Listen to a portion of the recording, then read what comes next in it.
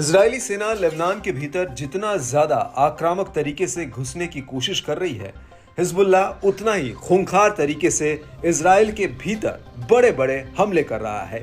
और ये हमले ऐसे हैं जिन्हें देखकर ऐसा लगता है कि हिजबुल्लाह कभी भी इजराइल के भीतर कुछ बड़ा कर सकता है।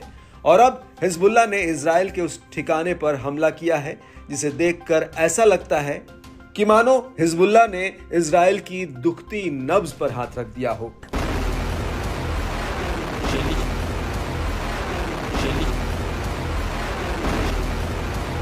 दरअसल हिजबुल्लाह ने तेल अवीव के भीतर हरकिया बेस पर लंबी दूरी वाली बैलिस्टिक मिसाइल कादेर-2 दागी है। हिजबुल्लाह का दावा है कि यह सैन्य अड्डा इजरायली सेना के रक्षा मंत्रालय का हेडक्वार्टर है और इस बेस में इजरायली सेना के general staff, war management room और एयरफोर्स सैन्य नियंत्रण एवं पर्यवेक्षण प्राधिकरण का मुख्यालय है। हिजबुल्लाह का दावा है कि इस सैन्य अड्डे की दूरी लेबनान बॉर्डर से करीब 120 किलोमीटर है।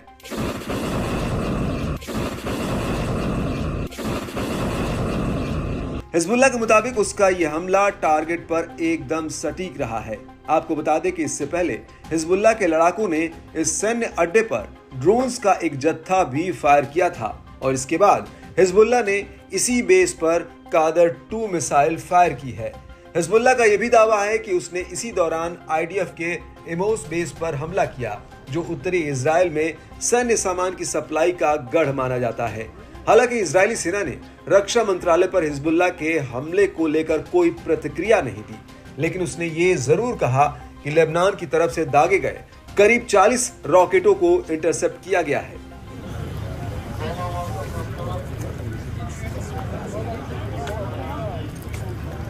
लेकिन इस सब के बीच हिजबुल्लाह ने फैट-6 मिसाइल का एक वीडियो रिलीज किया है।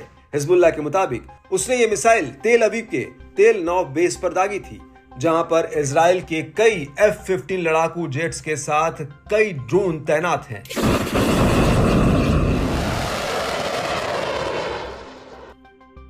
हिजबुल्लाह का कहना है कि फैट-6 मिसाइल जमीन से जमीन पर वार करती है और ये मिसाइल 302 mm डायमीटर की है। इसका वजन 650 किलोग्राम है और ये 140 किलो का विस्फोटक ले जा सकती है। यह मिसाइल 225 किलोमीटर की दूरी तक हमला करने में सक्षम है।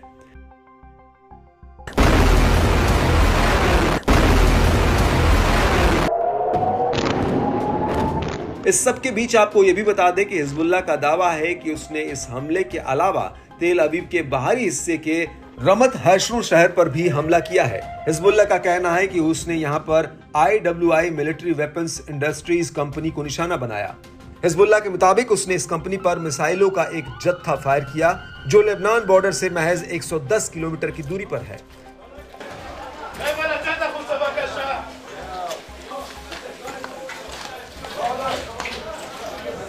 और इस हमले के अलावा हिजबुल्लाह ने गिलोट बेस पर भी एक बड़ा अटैक किया।